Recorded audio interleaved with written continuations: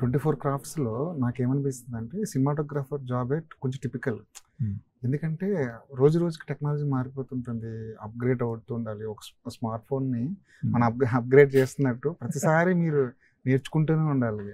ఆ ప్రాసెస్ ఎలా ఉంటుంది సార్ ఒక సినిమాటోగ్రాఫర్‌కి?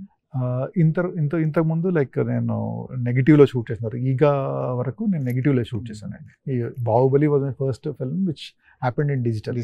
సో నెగిటివ్ ఉన్నంత వరకు ఏంటంటే టెక్నాలజికల్ చేంజెస్ చాలా తక్కువ అయ్యేటి అండి.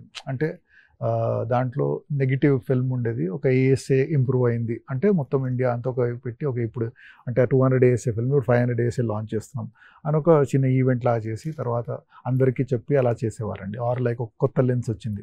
సో అప్పుడు టెక్నాలజికల్ చేంజెస్ చాలా స్లోగా అయ్యేటి అండి. అంటే అది అయినా కూడా ఫస్ట్ ఎక్కడో అమెరికాలో అయ్యేది, తర్వాత మనకు వచ్చేంత బట్టి అప్పటికి మనం చాలా దాని గురించి వినుంటాము అది చేసి ఉంటాము, తర్వాత వచ్చేదండి. కానీ ఈగ లైక్ బాహుబలి టైంలో నేను classic Alexa వాడానండి.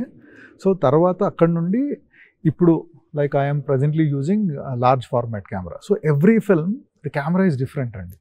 Camera is different, technology is different.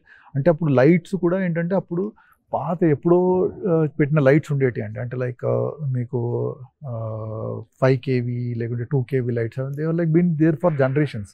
But ఆ తర్వాత now we have LED lights. LED lights ఇప్పుడు ఏంటంటే మీకు స్ట్రిప్ లాగా వస్తున్నాయి, పేపర్ లాగా వస్తున్నాయి, రకరకాలుగా. So every time every thing is changing అంటే వెరీ ఫాస్ట్ పేస్ అండి. అంటే ముందు అడాప్ట్ చేసుకోవడం అన్నది మనకు చాలా లీజర్గా చేసుకుంటాం. కానీ ఇప్పుడు ఏంటంటే every day you have to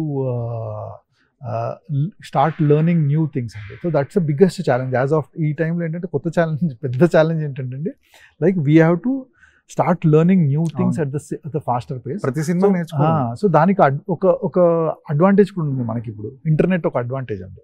అంటే ఇంతకుముందు మనం తెలుసుకోవాలన్నా ఏదైనా మ్యాగజైన్లోనో ఎవరినో వర్క్షాప్ అటెండ్ అయితే నాలెడ్జ్ వచ్చేదండి.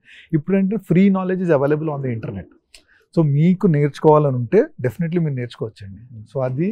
సో అప్పుడు ఆ తర్వాత ఎగ్జిబిషన్స్ అవి జరుగుతాయి. So you can go and find that equipment it is there అని.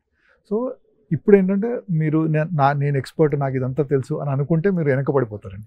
సో ఇంకా ఓకే నాకు ఇంకా తెలుసుకోవాలనుంది అని తెలుసుకుంటూ ఉంటే మీరు ముందుకు వెళ్తూ ఉంటారండి.